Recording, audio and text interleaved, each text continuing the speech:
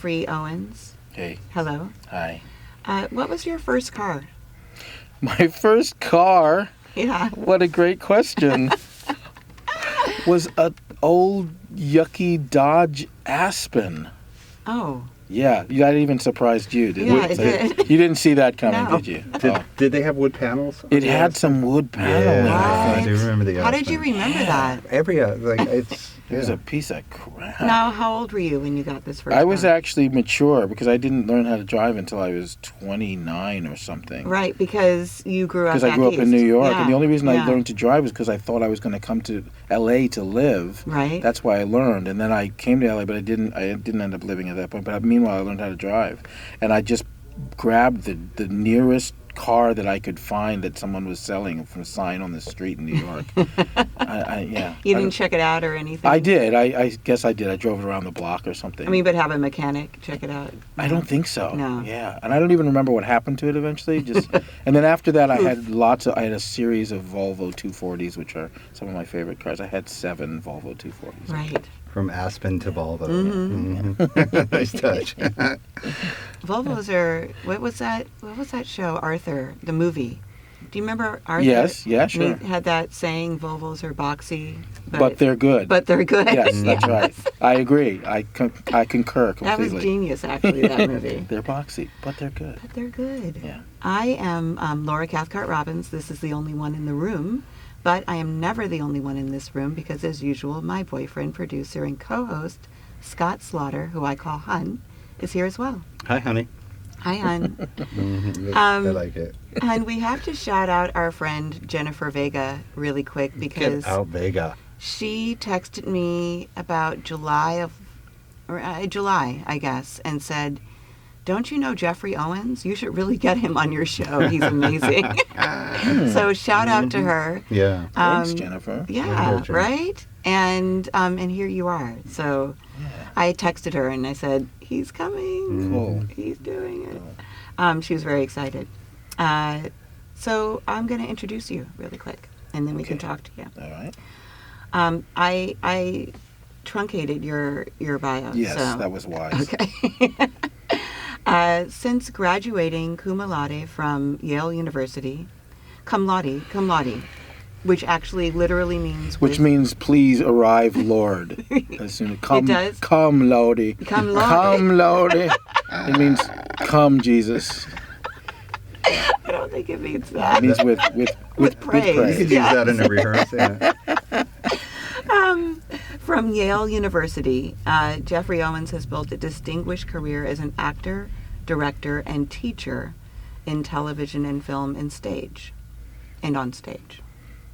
That's all. That's all I put. Good. Because we're going to talk about the rest Yes, of it. Is that okay? Yes, absolutely. Enough of me. Yeah, we are going to start with your only one statement. And if you could offer me that statement, you were the only one who... Okay. I, to the best of my knowledge, am the only one who comes from a privileged family with a father who was a United States congressman, who I went to an Ivy League college, who I was on one of the most popular television shows in all of television history, who ended up working at a grocery store. Yes. That is an epic only one statement. Yeah, that's a Proustian. Oh my only goodness. one statement. Everybody Google that right now. All right, so just a little bit about me. Oh, okay. No, really about us. I met you because our boys, your son Jordan and my sons Miles and Justin, played for a fabulous team called the California Heat. Yeah. And practices and games, come rain or come shine.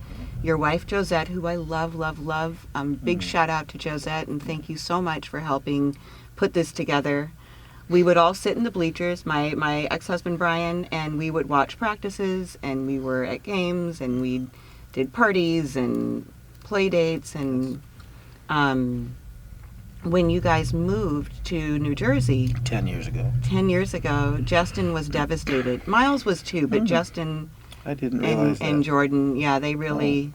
I think Miles's first love was never basketball. It was always food, and he's catering now. He's Yes, a chef. that's right. Yeah. I heard that. Yeah. But Jordan and Justin had that shared passion Yes.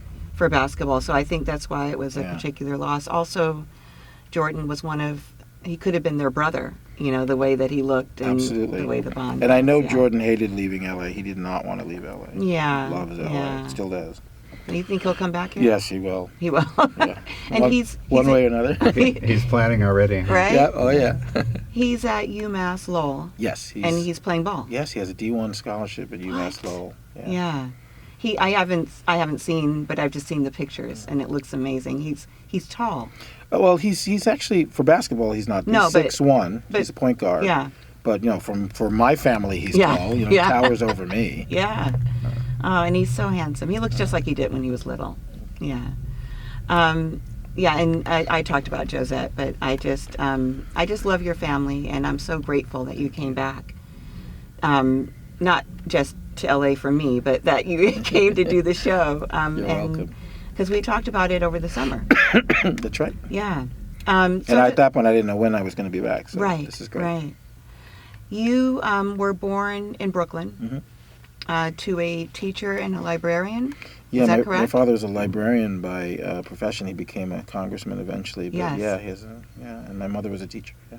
So you were a bookish kid? Yes, we were all bookish. Yeah. We were all like little bookers. Was it just the three of you? 3 brothers. Oh, you have 3 brothers. Yeah. Well, we are 3 brothers. I'm Right, in the middle right. of 3. And were they bookish as well? Yes, we were all bookish growing up. We were encouraged. Let me put it that way. That's the nice way to put it. Yes. We were encouraged to read. Yes. And so we were all into reading in school. We all liked school and did well in school. Did your father become a congressman while you were growing up, or was it later? When I was in college. When you were in college. Yeah, right in the middle of college. Wow. So what were your parents' plans for you?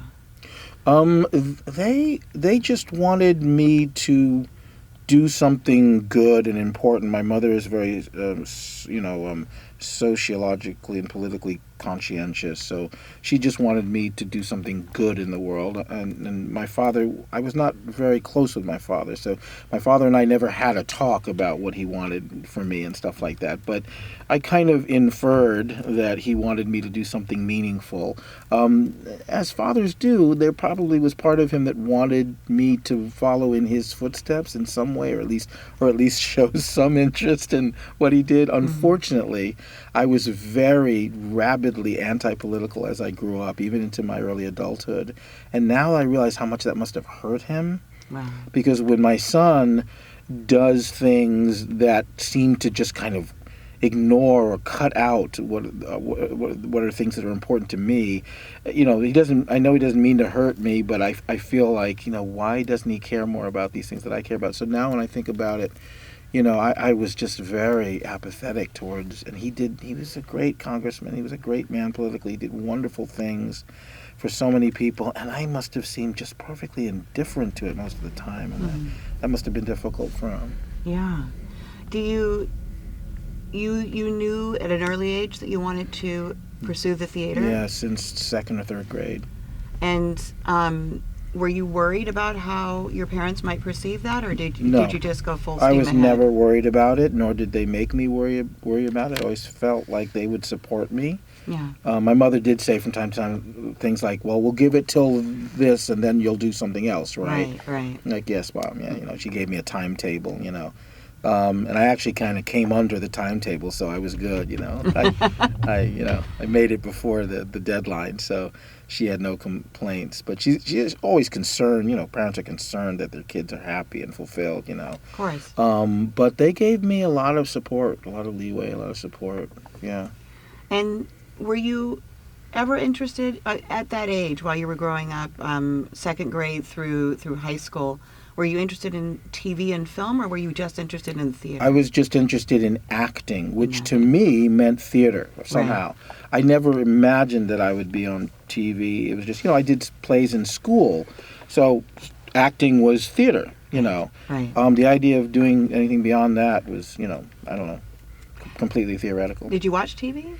I did. Actually, it's interesting. I went through a period where I was almost addicted to television. I went through this period for 3 or 4 years when I was serious. When I was a kid, somewhere between 7 and 11, 8 or 12, so I don't know, somewhere in there, pre-junior high school, because once I got to junior high school, I was too busy. But I watched a lot of TV. I snuck a lot of TV behind my parents' I would imagine back. that it wasn't allowed for you to No, they didn't know. The very limited amount was allowed, but I ended up watching a ton of stuff.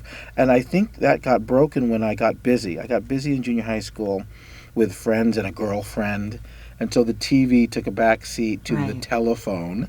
Right. And that was an actual plugged-in-the-wall landline. Yes. Oh, yes, with a rotary dial. With a rotary dial. Yes, and I still remember my home number, by the way, in Brooklyn. Oh, that's funny. Without any area code, by the way. Oh. Okay, pre-area code. Really? Oh, this is scary, right? Yeah. I'm dating myself, which I love to do. Yes. I'm fun. Yeah, so I watched a ton of TV. Then I stopped gradually in junior high school. By high school, I was watching extremely little. I was very busy in high school, both with classes and a lot of extracurricular activities. By the time I got to college, I was watching no television. And coming out of college, I have never recovered watching television since probably high school. I'm not a TV watcher now. I watch very little television. Interesting. For the last many decades. Yeah. Hopefully I'll get back to that because I want to know if you watch shows in order to prepare for being on them. I don't. You don't? Okay. You just come in, you get the sides, yeah, and you go for that. I make my judgments, and yeah. I mean, occasionally I might have once or twice done that in all these years, but usually I don't even have time to do that. I've got a day or a day and a half to prepare an audition, and that show's not on. You know, it's like, or I'm not going to spend part of that precious time looking for the show. You know, and I don't do TiVo and stuff like that. So, you know, it just I have very little time, and I got to spend it more practically. Well, that's really interesting. I'm curious. I'm going to jump a little bit to how, because you were Elvin Thibodeau, is that how you pronounce his name? Yes. On the Cosby Show, which was the most popular show on television. For a while. It was the show that saved NBC from falling ratings. It was equal opportunity. Everybody watched it. Everybody loved the Huxtables. How did it come that you got this role? And let's just start there. How did you get the role? Story. Yeah, please. It's a wonderful story. My mother, that's the answer. What? Can you believe that? No. My mother. And here's the story as succinctly as I can. My mother was teaching a course in James Joyce in an adult education department of either NYU or the New School. One of her students was an actress, an elderly woman who was an actress. They got to talking one day. So, so you're an actress? Oh, you know, my son's an actor. Jane Cecil, the woman, said, is he any good? Oh, well, he's very good. So, Jane Cecil said, well, you know what? If you think of it, ask him to give you his a picture and give it to me, and I'll give it to my agent at so-so agency. My mom approached me with this prospect, and I don't know what it was that usually I would just say, Mom, please leave me alone. Don't.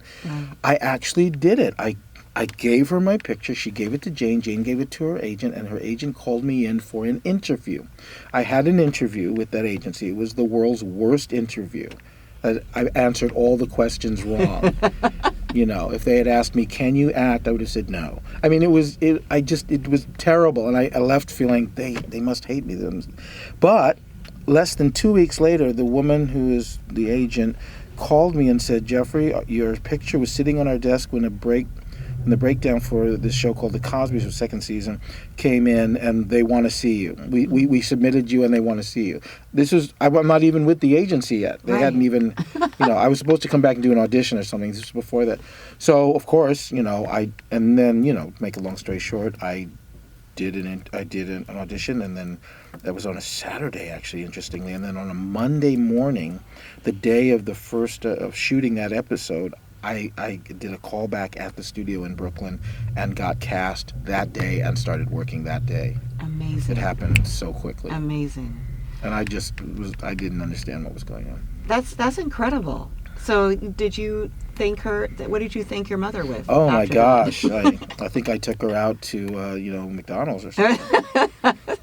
You were excited. Something lavish. You knew Yes. about the Cosby Show, of course. No, I really didn't. Oh, I wow. I knew about Bill Cosby. He was like, Right. I He was loved him legend. growing Yeah. up, Yeah. But I didn't really know about the show. I kind of heard about it. I wasn't watching TV, so I never watched it. Right. I didn't know anything about it. The day I started working, I knew nothing. I not only didn't know the actors' names, other than Bill, I didn't know the characters' names. Right. And I was it was perfect because my character was walking in that way. Yes. Clueless and like, hello, family, and I'd never met them before. So it really worked, I think, to my advantage. I remember your first episode.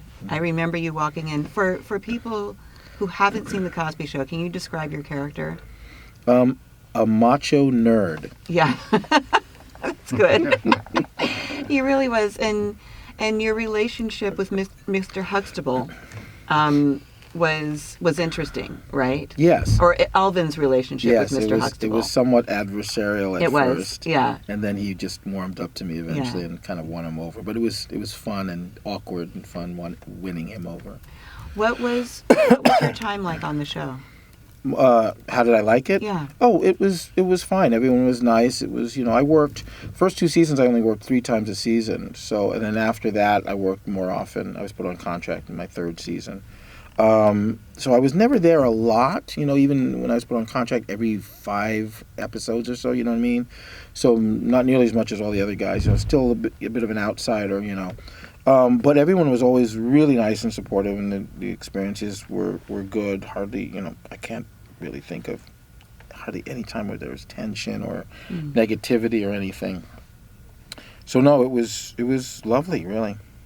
Were you aware that it was such a cultural phenomenon? I became aware eventually, gradually, as things started going on. But I never listened to the hype. I never read the reviews. I never read papers. I never listened to, ratings. On purpose?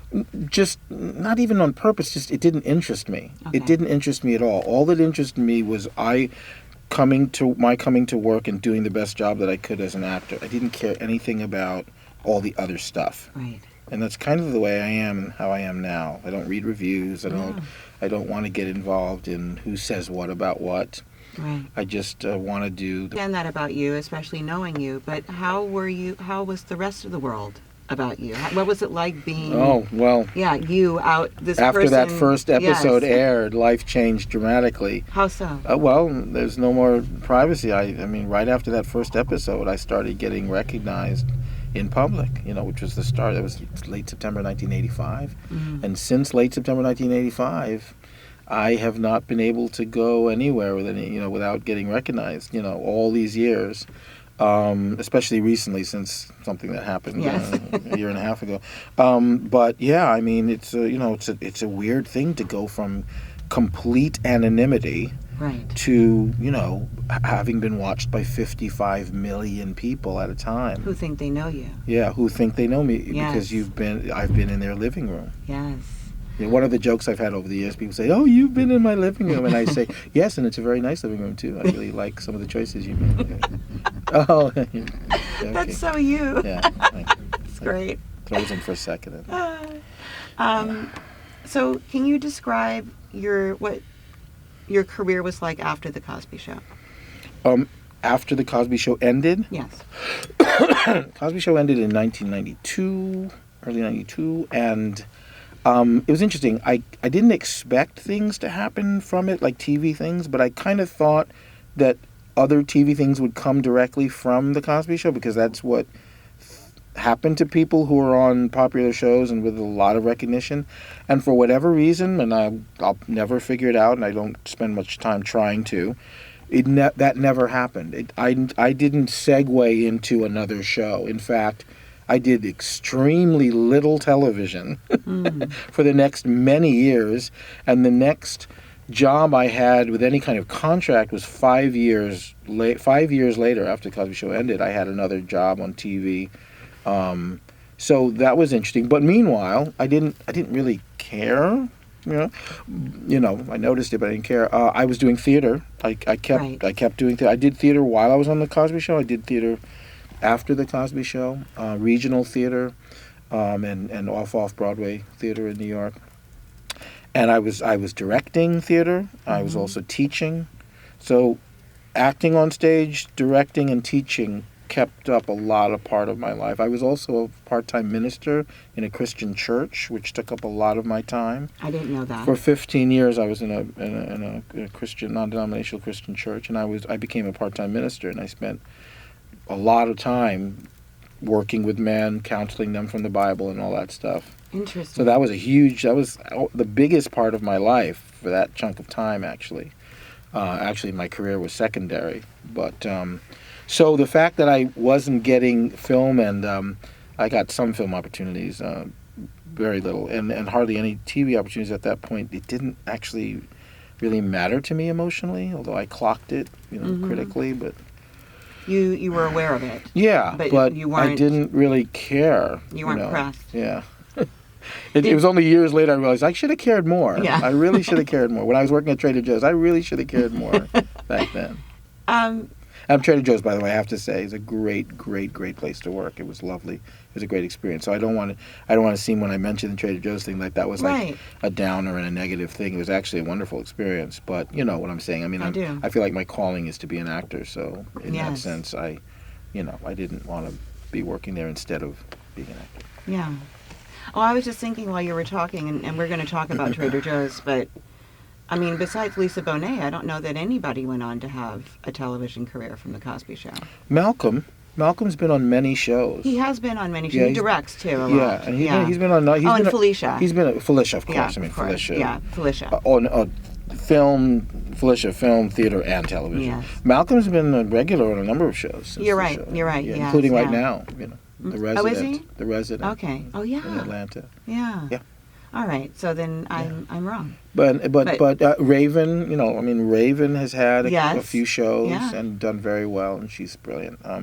Yes, In fact, she gave me my first, when I moved to L.A. years ago in 2005, when we came to L.A., when we met you guys, we were here from 2005 to 2010, she gave me my first television opportunity. She put me on her show. Raven Simone. Yes. Yes. That's So Raven. I was on an episode of that. That's Just before awesome. it ended, Oh. which was lovely, And she was teeny tiny on the Cosby Show. Tiny, Yeah. yes. She was like, wasn't she like 5? Yeah, 4 or 5. Yeah. And she was brilliant, Really like brilliant. a pro, like Yeah. she'd done it You tuned in in to another see her. life. Yeah, Yes, yeah. Totally. Rightfully so.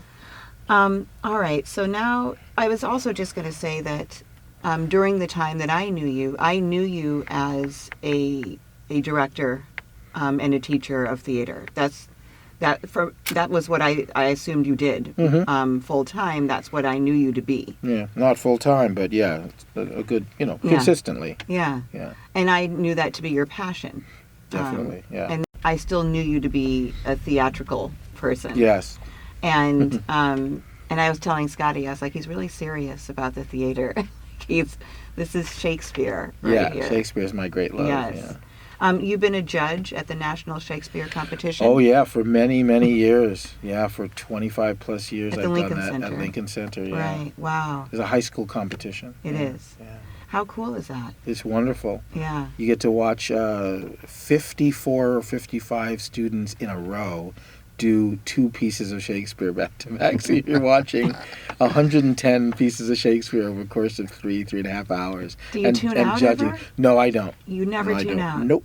You're interested. No, You're I'm in? so interested. Wow. Yeah, That's that's my thing, my That's lifeblood. why. So I'm like, I'm Yeah. watching everything they do. You're the perfect person. All right. So, sorry. It's okay. Just a quick. Something's happened to my. I'll sip water while you get ADR. Oh, there we go. Okay. You'll hear that? Yeah, that was good. That was I have sparkling water, We'll get some right? potato chips. That's called Yeah. sparkling water. Yeah. We need ice in it though to get really be really loud on the Clink, mic. clink, clink. So tell me about starting working at Trader Joe's. How did that come about?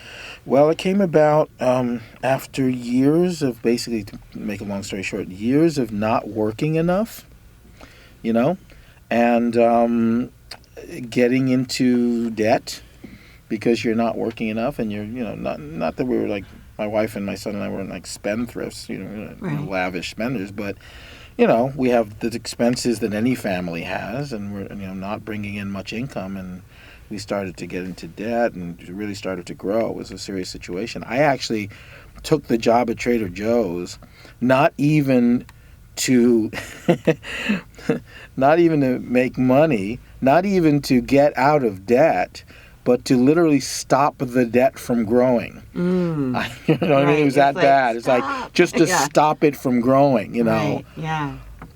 That's how bad it was, So it was, I had no choice, and it was difficult. I didn't want to step out of the business completely. I didn't want to end my acting career, so I had to find something to do that I could make, some cash flow, but also have some flexibility so that I could audition. And the guys at Trader Joe's, where I worked in Clifton, New Jersey. Shout out to store them. number 610. Hey y'all, Shout out to David store and the number guys 610.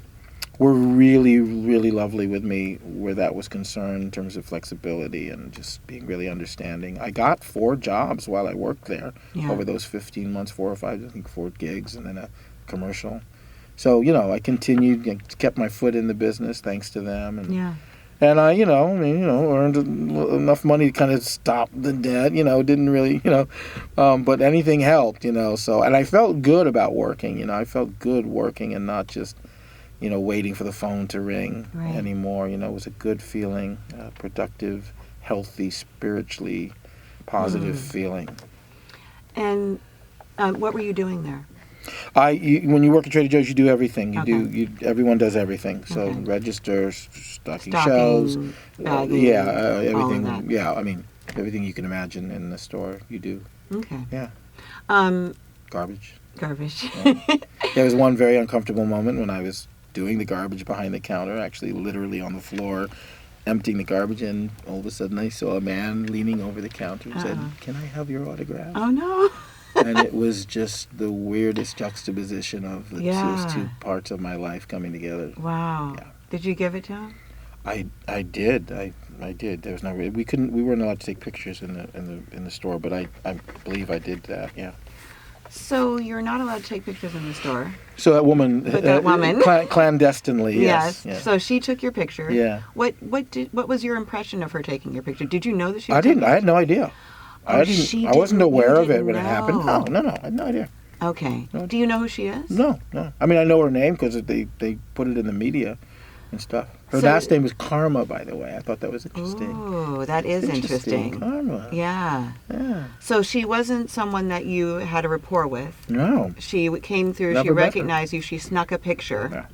And then she went and sent it. Yeah, I think she mentioned it to someone, and someone probably said to her, "Hey, you know what? You might make some money off of that. You should send it to." I don't know when she took it. She was thinking, "I'll make," But I think she, it occurred to her that it might, someone kind of led her down the path. Right. So it ended up in the, the media, the social media.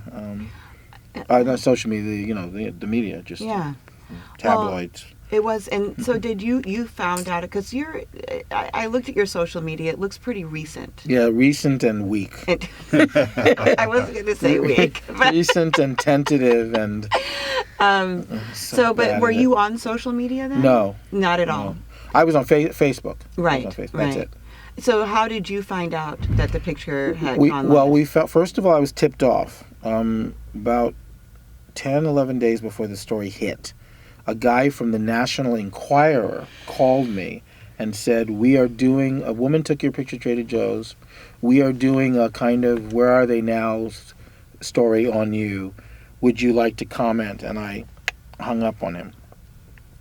Then I called him back and got a little more info. And he told me something that, he told me he'd gone to my house and gotten my number from my mother, my elderly mother. I really didn't appreciate that. It really made me angry. The invasion of privacy, And so, do you want to, he said, we're going to do this story whether you participate or not. So I said, no, I don't think so, and hung up. So I was tipped off, and it was actually that day that I called Trader Joe's and I gave my notice and I quit.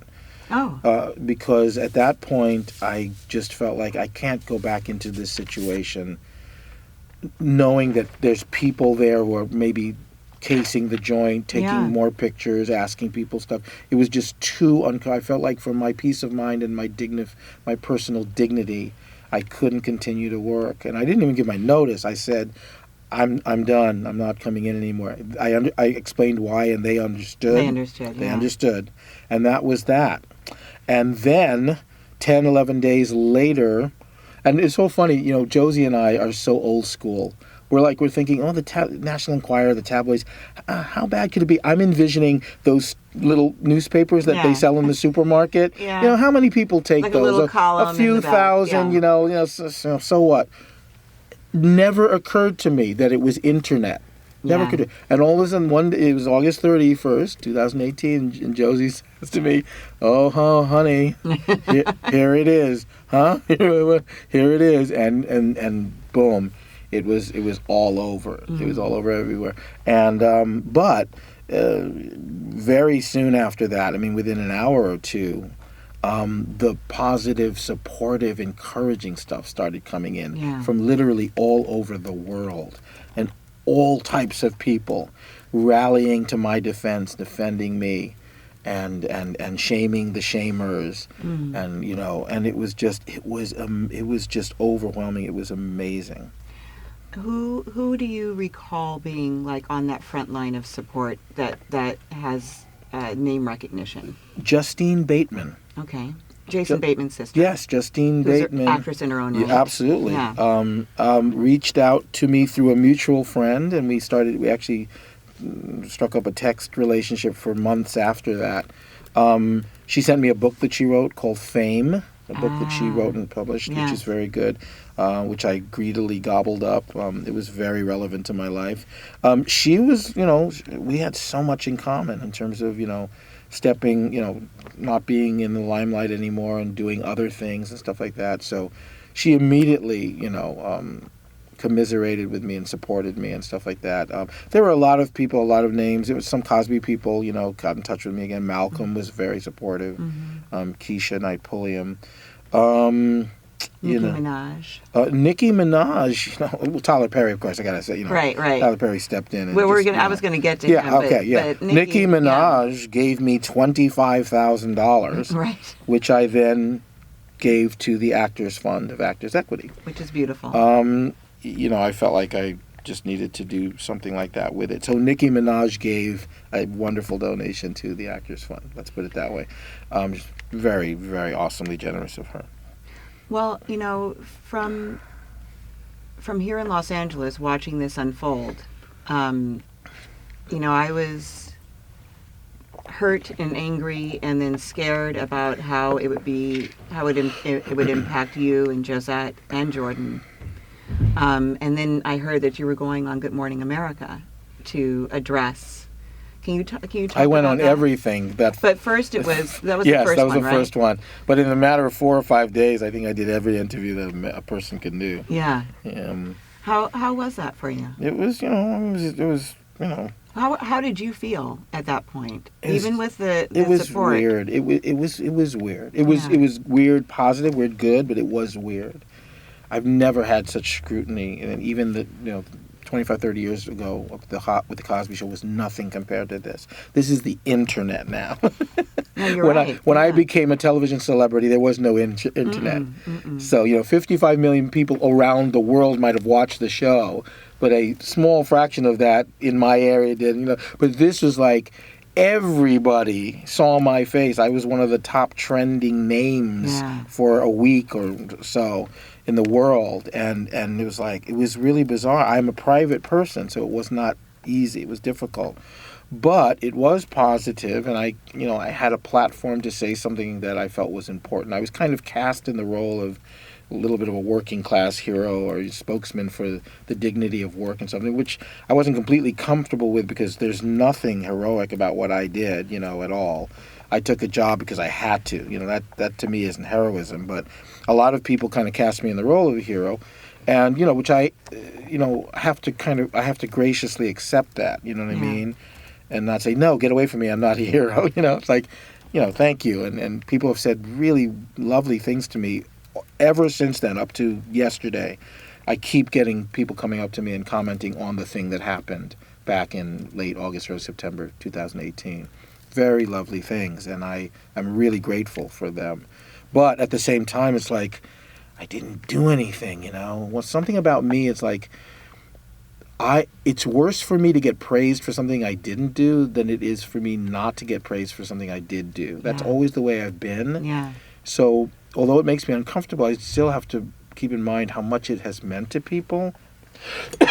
I mean, it has genuinely meant something very significant to a lot of people, and I have to honor that. Yeah.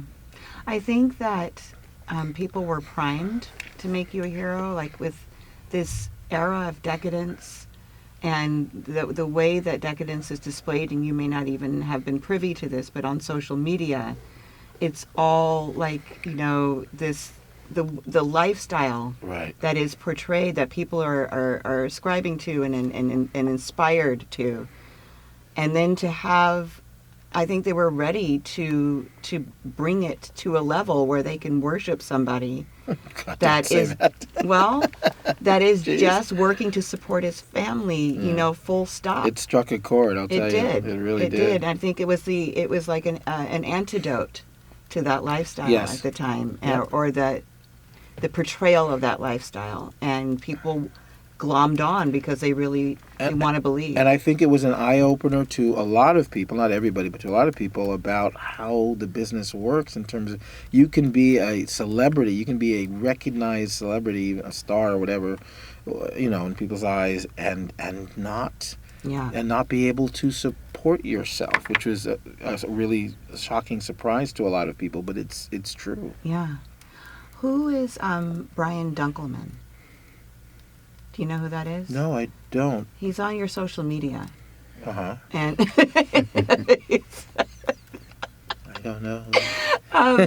Well, I guess he was a picture of you and him together. Oh, and then we met and we took a picture. The caption says, "I support him." Huh. And it's your... I support Brian? Yeah. Oh, was that a story? That was a story having to do with someone who was in a similar situation. That's what I figured, but I don't know. Yeah. But we didn't take a picture together because I've never met him. Oh, then it's just a picture that you posted of him. Yes, someone asked me, just described his situation. Mm-hmm.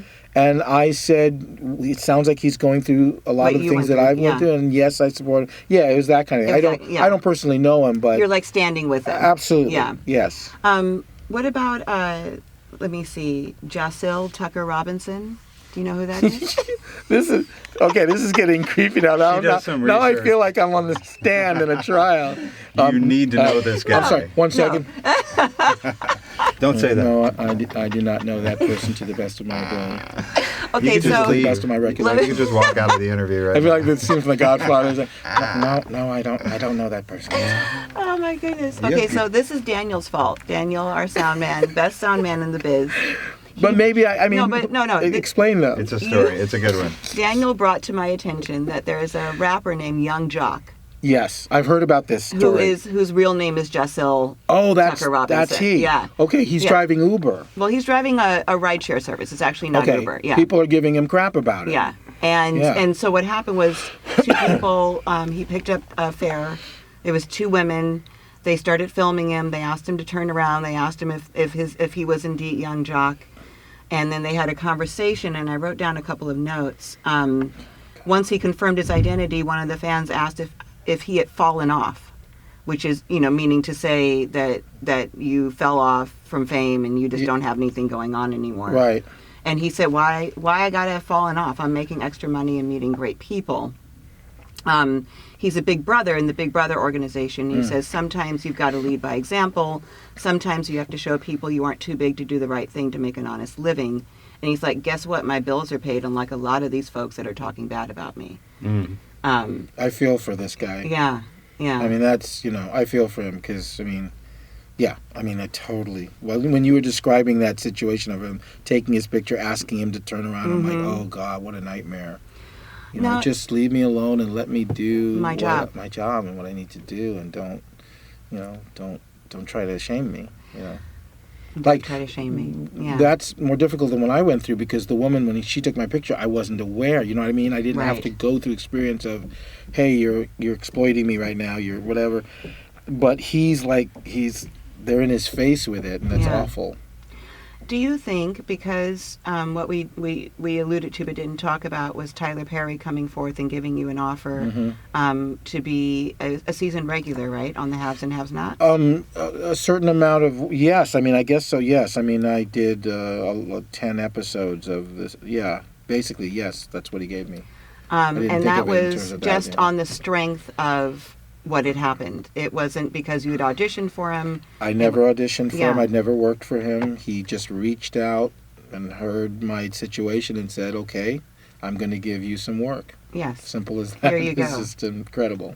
So my next question is, and actually Daniel brought this to my attention too, so you can blame him for it. But do you think that it's possible that people might stage this kind of thing, hoping for a come up like that? Actors who Yeah. may be down on their luck. Thanks. Um, Thanks, hon. Absolutely. Yeah, you got that right. Han's helping Geoffrey with Take his, my his, That's what a his good coat hand off. does. by the way. I guess it's possible that people might try to do that, you know, but I mean, Because there have been some talk about the young jock thing being staged and being part of a marketing ploy. But I mean, that's absolutely unconfirmed. I don't know anything about that. I would never jump to that conclusion. I would just assume that he's doing what he needs to do. Right. Yeah.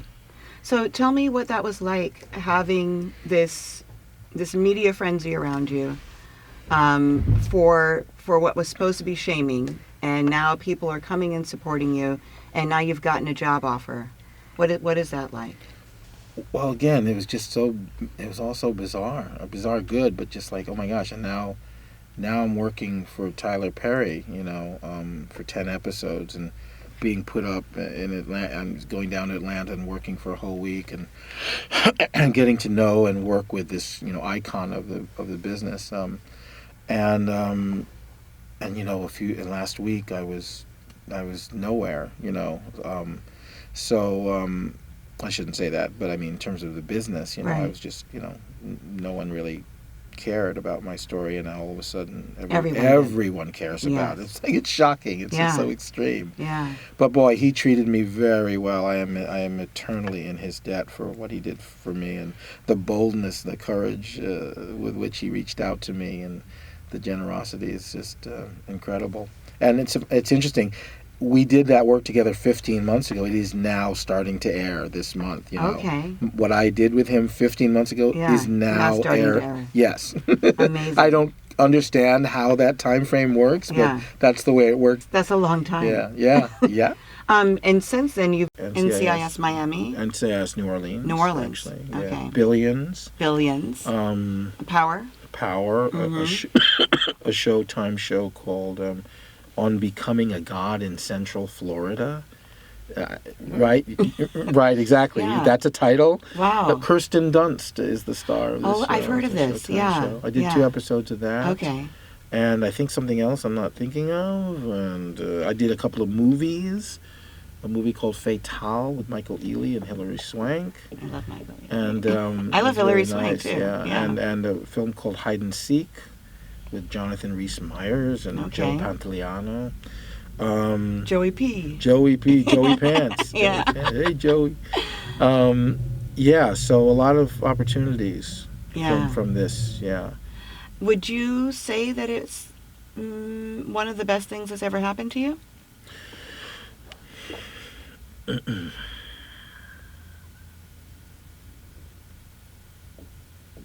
I don't know. The whole thing, the thing that happened at Trader Joe's that led to all this, Yeah. I don't know. Time will tell. Okay. Look, let me put it this way. I mean, in terms of it making my life easier, yes. My life is easier now because I've managed to, like, pay off some debts and pay some bills and stuff. And, and as I said, you know, I'm an actor. I want to be an actor. That's my calling. And so to work is, I think, a blessing and a miracle, and, you know, not something that it's not, you know, it's something that when I get a job, however I get a job, I always consider it a miracle. The job I'm doing right now in Los Angeles, I'm like, there's so many people out there. There's so little work comparatively. So to get something, to book something is like, oh my gosh, how did this happen? It's Yeah. like, but, I used to say, when it happened, is my life better than it was before this happened? No, actually. My life is different now, but it's not better. My life was good before this happened. Do you know what I mean? When I was working at Trader Joe's and still had a foot in the acting business and struggling and had all my worries and stuff, and I had my family, my wife and my son and my mother and my brothers around and stuff, I've had a good life. I have the theater and my teaching and my directing and the reading that I do and my Shakespeare. I had all that before this happened. And those were the things that sustained me then, and those are the things that still sustain me. No matter how much work you get in this business, it's never quite enough somehow. It's not, you've got to have something in your life that you really love that fulfills you. And, I'm a professional actor, so I need work, or else I have to do something else. So I appreciate that. But if you'd asked if this is the best thing that ever happened to me, no. The best thing that ever happened to me was, my wife and my son and my mother making me read when I was little, and my mother making me taking music lessons so that I have music in my life. I play the guitar, and I didn't know that. yeah, and I've got things to sustain me, when this business, is difficult, because I'll tell you something. After all this stuff happened, after all the scrutiny and the focus and the opportunities of what happened in that time, Trader Joe's and all, Tyler Perry and everything, at the end of May 2019, the work stopped. And until last week, I didn't work for 7.5 months. Wow. Yeah. Wow. And that's the life I'm in. I'm not complaining. Right. That's right. the life I've chosen. Yeah. So it doesn't matter what even after all that work stopped from May 30th to January 16th, I didn't work. Yeah. And I was like, oh my gosh, here I go again. If I didn't have things in my life that I love personally, spiritually, I go out of my fucking mind. Yeah. But what have I been doing? I've been teaching, I've been, reading a lot. I've been developing a one-man Shakespeare show. I'm going to do a one-man Shakespeare show. I'm doing Really? I've learned 28 Shakespeare speeches in the last 6 months, and I'm going to do a one-man show starting in March, April. Oh. That's what I've been working on because that's what I love, and that's what gets me through. Beautiful. I want to be mindful of your time, but I have a few questions. Please. From our Facebook group, the Roomies. We're the only one in the room. All right. you. Nice. And Josette, I know you asked 3 questions on there, but I figure you can ask Geoffrey directly when you see him. Josie. We gotta love her for that. This is from writer, actor, director Levy Lee Simon. He asked what your favorite part is. Was it something already written, or would you be open to new and original work? Yeah, sure. I'm open to new and original work. My favorite part that I've ever played was Othello. Yes. I might have you do some of that. It's hard to, No, you won't. It's hard to, not Othello. Not Othello. You'll do something. It's hard to compete with that. It is hard to compete with that. So that's good news for Levy Lee, so he can submit something for you. From Allison Marino, she owns the podcast network we're on. She says, what was it like to go from being famous to living a regular life? You kind of answered that. Do you keep in touch with anyone from the Cosby Show? Malcolm, Keisha Knight Pulliam, and Felicia to a certain extent, each of those guys. Yeah, okay. I tend to run into them or see them at events or, we make, and Sabrina as well, actually. Yeah, your wife. My wife. Yes. TV wife. Excuse me. So a couple of these, Lynn Alicia Henderson, I think we answered your question. Or maybe we didn't answer it. Is there anything in your career you wish you could have done differently? Oh, yes, definitely. What? The reason that, there's a lot of difficult things about this business, but really the reason that I haven't worked more than I have is really on me. For instance, I was never very good, and I'm still not. I'm better now, but still not good at networking. And networking developing the chain and the whatever of who you know and is essential in this business. And I never really did it very much, and I never did it very well. And I regret that. I see more and more how important that is, and that you have to, how hard it is to sustain a career. Yeah. To sustain an active, productive career is a really difficult thing to do, and I did not do some of the essential things, and that's on me. That has to do with my character. Yeah. So, but I'm getting better at it. Oh, that's interesting. Well, yeah, okay. That was a good answer for her then. And then Derek Peterson said, how did you push forward in your career when things didn't look like they were supposed to? By doing my own things, by initiating things. At one point I started a Shakespeare company and doing, teaching, taking control. As an actor, there's very little you're in control of. But there are things you can do to grow and sustain yourself artistically. So I've always kept very busy that way, and just, personal things that, music and literature and stuff. Yeah.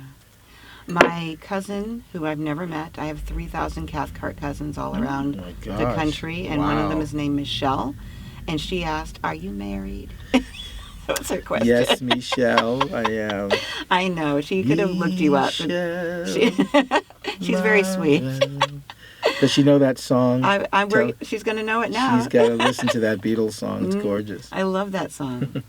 Okay, so here's the Dear Laura I told you about, the segment where we're going to answer a fan question. Okay.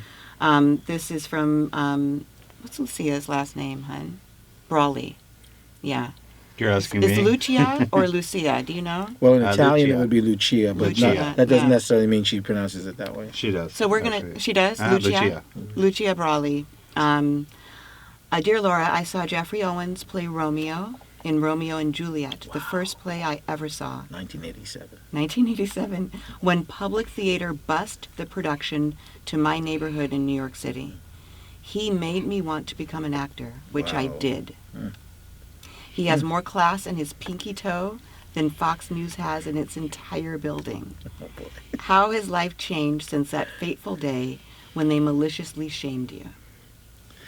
Wow, that's amazing. Mm-hmm. I'm so That gave me chills. That does my heart good to hear that. Wow, that was sometime between 1985 and 1987 when I did that Romeo production. I think we've answered that question, though. We did. Yeah. With all respect to Lucia. Yeah. But I mean, life is definitely different, and yet it is the same as well. What's that expression? The more things change, the more they stay the same.